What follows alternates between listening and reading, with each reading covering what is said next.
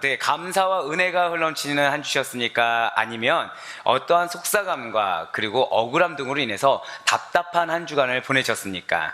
누구나 이 세상을 살아가면서 형통하길 바랍니다. 이 세상을 살아가면서 평안하기를 바라는 것이 우리네 마음일 것입니다. 하지만 안타깝게도 그런 우리들의 삶이라는 것이 언제나 그런 것만은 아니라는 것이죠. 여전히 힘든 일상의 반복입니다. 마음을 어렵게 하는 상황들이 존재해요. 예상하지 못한 화급한 일들이 자꾸 생겨납니다. 또한 끝이 보이지 않는 이렇게 변하지 않는 현실들로 인해서 좀 변화를 주고 싶은데 아무리 노력을 해도 해결되지 않고 변화가 안 되는 것입니다. 그러다 보니 어떠한 힘도 나지 않습니다. 기력이 생기지가 않아요. 그러다 보니까 낙심될 때가 허다하다라는 것이죠. 바로 이러할 때 그런 우리의 상한 마음을 위로해줄 따뜻한 위로가 우리에겐 진정으로 필요하다는 사실입니다. 그러한 우리들의 위로, 그러한 우리 믿는 성도들의 참된 위로는 오직 예수 그리스도께만 있다는 사실을 반드시 믿으시길 바랍니다. 예, 그분은 진정으로 나를 잘 아시는 분이세요. 그분은 전지전능하신 분이십니다. 나의 슬픔을 닦아주십니다. 나의 눈물까지도 온전히 다 닦아주시는 분이세요. 닦고 그냥 내버려 두신 것이 아니라 닦은 그 자리를 기쁨과 감사로 채워주시는 바로 그러한 분이십니다. 그러한 은혜의 주님께서 오늘날 우리와 항상 함께하고 계심을 믿으시길 바랍니다. 그래서 우리의 어떠한 상태에도 불구하고 우리를 사랑하시사 항상 함께 하시겠다라는 이 예수님의 신실한 약속이야말로 우리에게 진정한 위로가 된다라는 것이죠. 그래서 몸은 죽여도 영혼을 죽이지 못하는 어떠한 세상 권세들보다도 더 큰 위험에 더 큰 영광의 주님께서 다시 오시사 여러분과 저를 영원한 부활로 인도하신다는 소망이 우리들에게 진정한 위로가 되어주신다는 것입니다. 세상의 권세, 세상의 명예, 세상의 지위와 지시, 재물, 건강 등등 그 어떠한 것도 우리의 그 마음의 깊은 곳, 심연의 고통을 달래주지는 못해요. 오히려 그러한 많은 소유로 인해서 근심이나 갈등이 더욱더 커지는 법이 있으라는 거죠. 물론 당시에는 그것이 즐거울 수 있습니다. 당시에는 이게 정말 하나님이 나에게 채워주셨나 보다 라면서 벅찬 감동이 있을 수도 있어요. 기쁨이 될 수도 있습니다. 이 위기 상황을 넘겨서 안도가 될 수도 있을 거예요. 하지만 그러한 세상 것이 채워지는 걸로 인해서는 근본적인 해결은 되지 않는다라는 거예요. 또 다른 비슷한 문제가 잠시 후에 생기거나 먼 훗날 생기면은 우리는 또다시 실족하고 어려워하는 우리의 모습을 발견할 수 있다라는 것이죠. 다시 또 근심합니다. 다시 또 갈등 속에서 허우적대는 여러분과 저를 발견할 수가 있게 된다는 거예요. 결국 그러한 세상의 것들은 우리를 파멸시키고 슬픔과 괴로움 가운데 우리를 실족하게 내버려 둡니다. 세상 친구들 다 나를 버리는 것 같아서 내 마음을 어렵게 해요. 심지어 믿었던 가족들까지도 내 마음을 속상하게 만듭니다. 낙심하게 만들어요. 외롭게 만들어요. 하지만 우리 주님께서는 여러분과 저를 버리지 아니사 항상 함께 하셔서 참된 은혜의 길로, 참된 평화의 길로, 멸망이 아닌 영생의 길로 인도하여 주십니다. 우리를 결코 버리지 아니하세요. 진실로 우리 주님께서는 여러분과 저와 영원히 항상 함께 하시며 진정한 위로가 되어 주십니다. 할렐루야. 이렇게 참된 위로가 되어주시는 우리 주님께서는 우리 믿음의 성도님들이 이렇게 믿음을 지키면서 살아갈 때 또 다른 통로로 위로를 받을 수 있도록 하나의 장치를 해 두셨다는 것이죠. 바로 절 따라 고백하실게요. 믿음의 지체들. 그렇습니다. 믿음의 지체들을 우리들을 위하여금 위로받을 수 있도록 장치를 마련해 두셨다는 거예요. 믿음의 성도들이 이렇게 믿음 안에서 서로 사랑의 교제를 할 때, 제가 어디 안에서라고 말씀드렸습니까? 믿음 안에서라는 거예요. 일반적인 세상적인 조건 안에서, 그리고 서로의 어떤 혈연, 지연, 학연 안에서의 교제는 결코 어떤 위로가 될 수가 없어요. 오직 믿음 안에서 서로 사랑의 교제를 할 때, 그때만이 그 사랑으로 위로를 받을 수 있도록 만들어 두셨다는 것이죠. 오늘 본문의 사도 바울 역시도 마찬가지라는 것입니다. 그는 이러한 성도의 사랑으로 인해서 믿음 안에서 기쁨과 위로함을 받았습니다. 바로 오늘 본문 7절 말씀을 보시길 바라요. 오늘 본문 7절 말씀입니다. 형제여, 성도들의 마음이 너로 말미암아 평안함을 얻었으니 내가 너의 사랑으로 많은 기쁨과 위로를 받았노라. 아멘. 내가 너의 사랑으로 많은 기쁨과 위로를 받았노라. 그렇습니다. 바울의 친구 빌레몬이 베풀어준 그 사랑이 지금 바울에게 너무나도 큰 위로가 되었다라는 거예요. 그렇다면 이 바울에게 큰 위로를 준 이 빌레몬이 베푼 사랑, 그 베풀어준 사랑이란 과연 무엇인 것입니까? 놀랍게도 이 빌레몬은 당시에 그의 집을 골로새 교회로 내어주었어요. 그렇습니다. 골로새 교회는 사도 바울에게 복음을 듣고 회심한 이 에바브라의 전도 활동에 의해 세워진 작은 가정교회였다는 것이죠. 빌레몬이 자기의 집을 헌신해서 드림으로 말미암아 생겨진 작은 가정교회가 어떤 교회라고요? 골로새 교회였다는 것입니다. 빌레몬은 자신의 집을 이 가정교회를 내어줄 정도로 헌신된 사람이었습니다. 당시에 이교도적인 세력들이 득세하고 있었어요. 공식적인 황제 숭배가 이루어졌던 로마의 종교적인 핍박이 이루어진 상황이었다는 것이요. 그러한 상황 가운데, 그러한 안 좋은 환경 가운데, 아니 위기 있는 그러한 환경 가운데 자신의 집을 이 믿음의 공동체가 모여 예배드릴 장소를 제공한다? 이것은 어마어마한 대단한 신앙이 아니고서는 불가능하다는 것입니다. 그리고 이렇게 많은 그리스도인들이 모여서 예배드릴 수 있을 정도의 집을 소유하고 있었다는 점에서 빌레몬은 부유한 사람이었을 것입니다. 하지만 그런 부유함이 있다고 하더라도 이 빌레몬은 물질의 근원이 어디인지 잘 아는 사람이었어요. 즉 그는 물질에 매여 있는 사람이 아니었다라는 것이죠.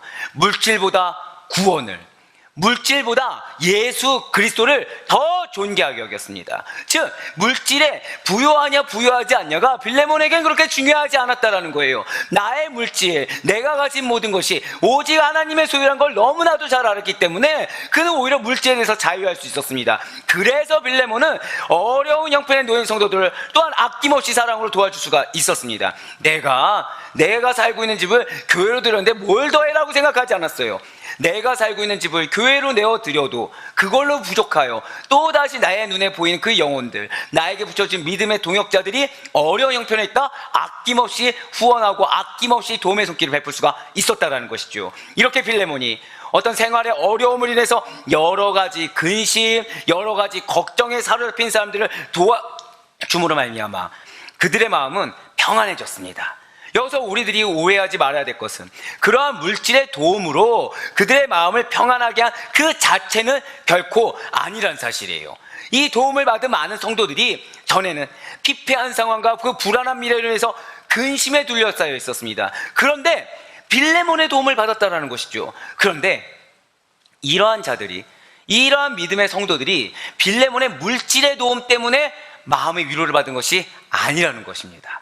이 도움을 준 손보다도 도움을 준 그의 마음속 깊은 곳에서부터 우러나온 그의 안에 있는, 절대로 고백하실까요?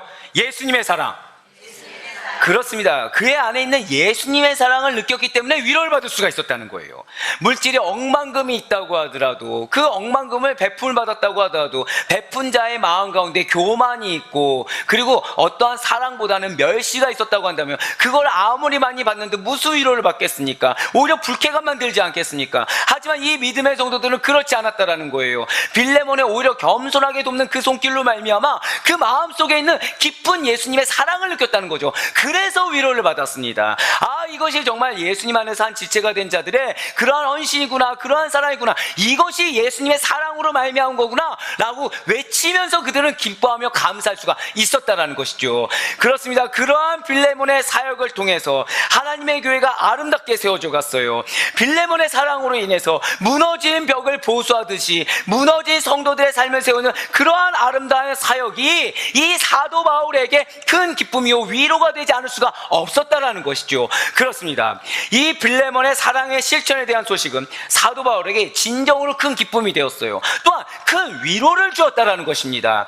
갇힌 자에게 자유를 허락해 주는 사랑으로 들렸습니다. 미움과 시기에 갇힌 자를 용서와 화해로 이끄는 사랑으로 받아들였어요. 죄와 속박에 억눌린 자에게 참된 평안을 줍니다. 참된 안식을 주는 사랑을 빌레몬이 실천했음을 사도 바울은 듣고 보았다라는 것이죠. 그리고 지금 사도 바울은 그의 믿음의 동역자이자 이 진실한 친구인 빌레몬에게 자신에게 기쁨과 위로의 소식을 들려주고 그러한 증거를 보여준 이 빌레몬에게 또 한 명의 갇힌 자, 바로 노예 오네시모를 복음 안에서 용서함을 입어 자유할 수 있도록 허락해달라고 부탁하고 있습니다. 그렇습니다. 사도 바울은 빌레몬의 노예였던 이 오네시모의 자유를 호소하고 있어요. 바로 빌레몬서 1장 9절과 10절의 말씀입니다. 도리어 사랑으로서 강구하노라. 나이가 많은 나 바울은 지금 또 예수 그리스도를 위하여 갇힌 자 되어 갇힌 중에서 낳은 아들 오네시모를 위하여 내게 간구하노라. 아멘. 지금 왜 사도 바울은 이 빌레몬에게 노예 오네시모가 자유할 수 있도록 이렇게 요청하고 있는 것입니까? 지금 노예 오네시모는 빌레몬에게서 도망쳤어요. 그러다가 하나님의 섭리 안에서 사도 바울을 만났습니다. 복음을 전해 듣게 되었어요. 그래서 복음에 위한 신실한 일꾼이 되었다라는 것이죠. 그런데 당시 주인에게서 도망친 노예는 이 로마법에 의해서 매질을 죽을 때까지 당하든가 아니면 십자가형에 처해져서 죽을 수밖에 없었다는 것이죠. 그렇지만 이렇게 도망친 노예를 보호해주는 단 한 가지 규정이 있었다는 것입니다. 그것은 노예를 위해 중재해 줄 수 있는 그 주인의 친구에게 도망친 경우, 그래서 그 주인의 친구가 중재해 준 경우에는 보호함을 받는다라는 것이죠. 따라서 사도 바울은 빌레몬의 친구이자 영적 지도자로서 이 빌레몬의 노예 오네시모를 변호해 준 것입니다. 그래서 사도 바울은 로마법에 따라 빌레몬에게 오네시모의 용서를 구하는 중재 편지를 썼어요. 그러면 사도 바울은 빌레몬이 이 골로새 교회 성도들에게 베풀어 주었던 그러한 아낌없는 사랑으로 골로새 교회를 위해서 자신의 가정교회를 드리고 자신이 가진 물질을 아낌없이 드렸던 그 마음속 깊이 있는 주님의 사랑으로 노예 오네시모 역시도 그러한 사랑으로 품어줄 것을 요청하고 부탁하고 있었다는 거죠. 사실 사도 바울이 영적 지도자입니다. 그렇기 때문에 빌레몬에게 부탁이 아니라 명령해도 돼요. 분명히 강권해도 됩니다. 하지만 사도 바울은 그렇지 아니했어요. 부탁하고 있습니다. 왜요? 이 빌레몬 안에 있는 예수님의 깊은 사랑을 믿고 있었기 때문이에요. 그것을 확신하고 있었기 때문이었다는 것이죠. 이러한 사도 바울과 빌레몬, 오네시모의 그 관계 안에서의 나타난 이러한 사랑의 요청에서, 그러한 사랑의 부탁에서 우리는 위대한 하나님의 사랑의 본을 발견할 수가 있다는 것입니다. 왜이겠습니까? 사실 지금 사도 바울의 상황이 그렇기 때문이에요. 사도 바울은 지금 결코 오네시모를 위해서 이렇게 신경을 쓸 수 있는 상황이 결코 아닙니다. 사도 바울이 빌레몬에게 노예 오네시모의 자유를 선처하는 지금 상황은 바울이 감옥에 갇혀 있는 상황이라는 거죠. 지금 나 하나 몸 건사하기도 힘든 상황입니다. 나도 억울한 상황이에요. 지금 오히려 그렇게 생각해 볼 수도 있겠죠. 영적 지도자인 내가 자유함을 얻어서 복음을 증거하면 더 많은 영혼들이 구원을 받을 거야, 더 다른 교회들이 든든해질 거라고 생각할 수 있을 법도 하지만 사도 바울은 결코 자기 입장에서 그렇게 생각하지 않았습니다. 한 영혼의 소중함을 알았다라는 거예요. 한 영혼이 얼마나 중요한지를 알았다라는 것이죠. 그렇기 때문에 자기 입장이 아니라 지금 하나님의 마음으로 오히려 오네시모의 자유를, 선처를 요청하고 있는 것입니다. 그렇습니다. 아이러니하게도 사도 바울은 지금 갇혀있는 자예요. 쇠사슬에 매인 자입니다. 묶인 자예요. 죄수입니다. 이런 사도 바울에 대해서 빌레몬서 1장 1절이 이렇게 말을 하고 있습니다. 그리스도 예수를 위하여 갇힌 자 된 바울과 및 형제 디모데는 우리의 사랑을 받는 자요 동역자인 빌레몬과. 아멘. 그렇습니다. 지금 누구를 위하여 갇힌 자가 됐다고 말을 하고 있나요? 그리스도 예수를 위하여입니다. 맞습니다. 분명 사도 바울은 무지한 자예요. 그는 개인적인 범죄로 인해서 갇힌 것이 결코 아니라는 것이죠. 하나님의 복음 전파를 위해서 예수 그리스도로 인하여 감옥에 갇힌 자인 것입니다. 갇힌 자 바울이 노예 오네시모의 자유를 그의 주인이 빌레몬에게 요청하고 있는 것은 마치 하나님의 사역을 위해서 온갖 곤욕을 당하셨어요. 신문을 당하시고 끌려간 예수 그리스도께서 하나님으로부터 도망간, 정작 하나님으로부터 피해간 우리 모든 죄인들의 용서를 구하시고 참된 자유를 요청하시고 있는 것과 마찬가지라는 거죠. 그래서 우리 주님께서 우리를 위하여 이러한 고초를 당하신 것이 아니겠습니까? 바로 이사야 53장 7절과 8절의 말씀입니다. 그가 곤욕을 당하여 괴로울 때에도 그의 입을 열지 아니하였으며 마치 도수장으로 끌려가는 어린 양과 털 깎는 자 앞에서 잠잠한 양같이 그의 입을 열지 아니하였도다. 그는 곤욕과 신문을 당하고 끌려갔으나 그 세대 중에 누가 생각하기를 그가 살아있는 자들의 땅에서 끊어짐은 마땅히 형벌받을 내 백성의 허물 때문이라 하였으리요. 아멘. 그렇습니다. 우리 주님께서는 죄로 말미암아 하나님께서 떠난 저와 여러분 대신에 이렇게 도수장으로 끌려가는 어린 양으로서 곤욕과 신문을 당하셨어요.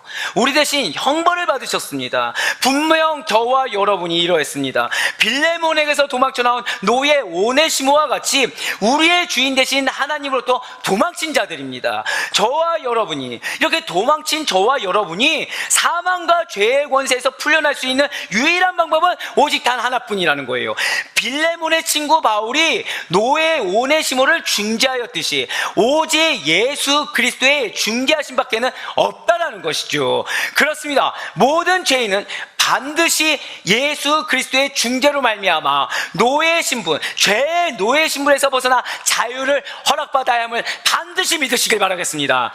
그렇기 때문에 그렇게 자유를 허락받은 것이 우리라는 거예요. 그렇게 예수 그리스도의 중재함으로 인해서 먼저 자유함을 얻은 자들이 여러분과 저라는 거죠. 그렇기 때문에 그렇게 예수 그리스도께 먼저 받은 사랑을 다른 사람들에게 나타냄으로써 그들로 하여금 복음이 선사하는 주 안에서의 진정한 자유를 얻도록 도와주어야 한다는 것입니다. 빌레몬의 노예 오네시모가 도망친 사건, 이 일은 단지 골로새 교회 안에서도 어쩌다 일어난 특별한 일이 결코 아닙니다. 당시에 복음을 전해 듣고 주인에게로부터 도망친 노예들이 부지기수로 많았다는 것이죠. 아니, 비일비재했습니다. 주인에게서 도망친 노예, 이 사건은 사회적인 문제였어요. 동시에 교회 안에서도 심각한 문제요, 성도 간의 갈등의 요인이 되었다는 것이죠. 복음을 듣고 회심한 노예를 그리스도 안에서 한 형제, 한 자매, 한 성도, 한 아델포이로 인정할 것이냐 아니냐가 매우 중요하고도 팽팽한 긴장과 일촉즉발의 갈등을 일으키는 문제로 대두되었다는 것입니다. 그런데 이에 대한 온전한 해결은 노예제도의 변혁, 노예제도의 개혁이라는 사회제도적인 접근으로는 결코 이룰 수가 없다는 것이죠. 왜이겠습니까? 아무리 노예제도를 파기한다고 하더라도 노예를 부리던 그 주인들이 과거 노예였던 종들을 바라보는 이 시선과 인식까지 통째로 바꾸기란 어렵기 때문이라는 거죠. 한번 미국의 남북전쟁을 생각해 보시길 바라요. 분명히 노예 해방을 주창하던 북부군이 승리하지 않았습니까? 그렇지만 그렇다고 해서 과연 인종차별이 노예 그 해방을 이뤘다고 해서 다 해결되든가요? 오늘날까지 그 인종에 대한 차별이 지금까지도 존재하고 있지 않습니까? 왜이겠습니까? 인식이 바뀌지 않았기 때문이라는 거죠. 사람이 변하지가 않았기 때문이라는 것입니다. 그렇습니다.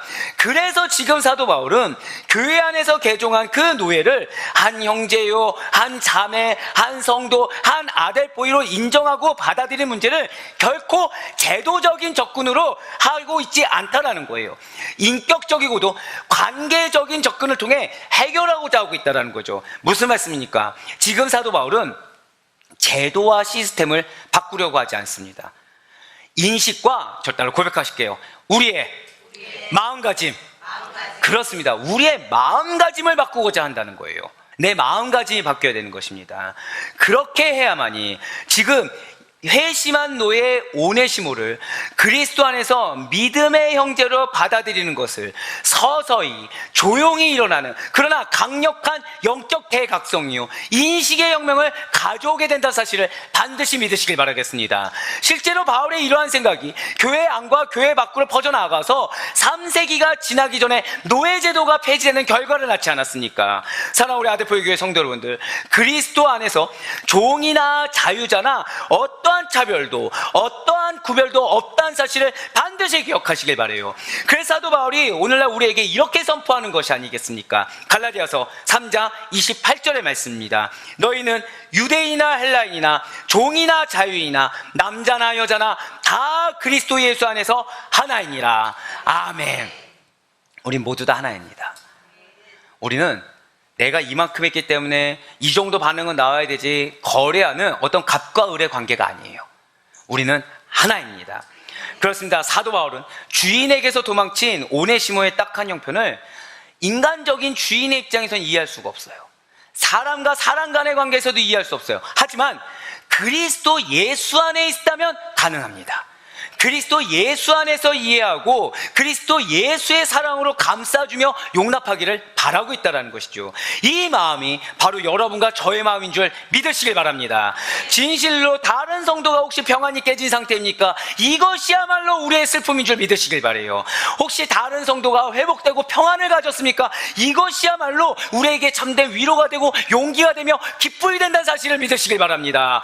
진실로 성도의 평안이 이 사도 바울의 기쁨과 위로가 되었던 것처럼, 성도의 회복이 사도 바울의 감사가 되고 위로가 되었던 것처럼, 우리의 사랑이 어려운 형편에 놓인 다른 성도들의 지친 마음과 지친 삶을 회복시켜주고 무너진 일상을 일으켜주는 커다란 위로와 그 원동력이 된다는 사실을 반드시 믿으시길 바랍니다. 혹시나 지금 그 사랑을 알겠지만 너무 표현하기도 어렵고 너무 실천하기도 어렵다고 생각이 드신다고 한다면 우리 주 예수 그리스도를 바라보시길 바라요. 그분의 말씀을 기억하시길 바랍니다. 그래서 내가 먼저 예수님의 사랑을 깊이 회복하시길 바라요. 그래서 사도 바울이 우리에게 이렇게 위로를 받고 고백하고 있지 않겠습니까? 고린도후서 1장 3절과 4절 말씀을 우리 다 같이 우리의 신앙으로 고백하도록 하겠습니다. 시작. 찬송하리로다. 그는 우리 주 예수 그리스도의 하나님이시요 자비의 아버지시요 모든 위로의 하나님이시며 우리의 모든 환난 중에서 우리를 위로하사 우리로 하여금 하나님께 받는 위로로서 모든 환난 중에 있는 자들을 능히 위로하게 하시는 이시로다. 아멘. 진실로 이렇게 자비와 위로의 아버지가 되시는 우리 하나님께서 친히 여러분과 저의 성도들의 고통과 절망을 잠재우셨음을 믿으시길 바랍니다. 죄 아래서 고통당하는 우리 죄인들을 예수 그리스도를 통하여 구원하심으로 말미암아 진정한 위로를 얻게 하셨다는 거예요. 위로의 하나님께서는 죄인들에게 참된 구원을 베풀어 주실 예수 그리스도를 보내주셨습니다. 그리하여 고와 같이 버려두지 아니하시고 구원받은 백성들을 오늘날에도 은혜와 사랑으로 위로해주고 계시다라는 것이죠. 그러니 사랑하는 우리 아데포의 교회 모든 성도 여러분들, 마음에 근심과 걱정을 내버려 두지 마시길 바라요. 온전히 하나님을 믿으십시오. 온전히 신뢰하시길 바랍니다. 여러분들에게는 하나님의 약속의 말씀이 주어졌음을 먼저 믿으시길 바라요. 여러분들에게 주신 그 약속의 말씀이 여러분들에서 끝나신 것이 아니라는 거죠. 여러분들의 가족에게도, 여러분들이 기도하고 있는 그 영혼에게도 주셨다는 사실을 믿으시길 바라요. 누가 주셨습니까? 전능하신 하나님이 주셨어요. 그러면 그분은 당신이 하신 말씀의 신실성에 근거해서 반드시 약속을 성취하십니다. 아멘. 그러니 내 마음 가운데 근심 걱정 그 자리를 다 버려두고 그 자리에 예수 그리스도를 두시며 그분의 은혜를 깊이 생각하시길 바랍니다. 우리를 고와 같이 버려두지 아니하시는 주님께서는 언제나 우리와 함께 하시며 말씀 가운데 그리고 주님만이 주실 수 있는 은혜와 축복으로 우리를 위로해 주실 것입니다. 또한 우리에게 그러한 사랑과 위로가 먼저 넘쳐나게 될 것을, 우리를 먼저 회복시켜 주실 것을 믿으시길 바라요. 그러한 약속이 있는 우리는 즐거워하는 자들과 함께 즐거워하고 우는 자들과 함께 우는 자들이 되어야 할 줄 믿으시길 바랍니다. 그러나 우리 아데포의 교회 성도님들이 이 말씀을 평생 꼭 기억하며 실천하며 사시길 바라요. 바로 고린도전서 12장 26절의 말씀입니다. 만일 한 지체가 고통을 받으면 모든 지체가 함께 고통을 받고 한 지체가 영광을 얻으면 모든 지체가 함께 즐거워하느니라. 아멘. 진실로 이러한 빌레몬의 사랑이 골로새 교회 성도들과 사도 바울을 위로하였듯이 우리 모든 아델포이 교회 성도님들의 그리스도 안에서 이루어지는 아름다운 용서와 아름다운 사랑, 계층을 뛰어넘는 형제 사랑으로 말미암아 서로의 위로와 서로의 기쁨이 되어주시길 간절히 소망합니다. 이미 우리에게 위로와 기쁨을 주신 예수 그리스도를 먼저 더 풍성하게 만나시길 바라요. 먼저 회복되시길 바랍니다. 그러 회복의 사랑으로 말미암아 그대로 회복의 사랑을 증거하는 사랑의 통로가 나의 사명이라는 사실을 놓치지 마시길 바라요. 그러한 주님의 위로하심을 경험하시고 더 채워주시는 하나님을 만나시는 가운데 여러분과 저를 통한 세상의 모든 죄에 갇힌 자에게 예수 그리스도를 통한 참된 위로가 증거되기를 간절히 소망합니다. 그러니 바라옵거나 없기는 여러분들의 삶 곳곳마다 바로 이러한 주님의 풍성하신 위로하심이 흘러넘쳐서 언제나 회복의 은혜가 임하시길 소망합니다. 말씀에 넘치는 위로가 가득하시길 소망해요. 그리하여 여러분과 저의 교회와 가정 속한 모든 공동체가 이러한 그리스도의 한량없는 사랑으로 충만하게 채워지며 간직의 통로로 쓰임받을 수 있기를 주님의 이름으로 간절히 축원합니다.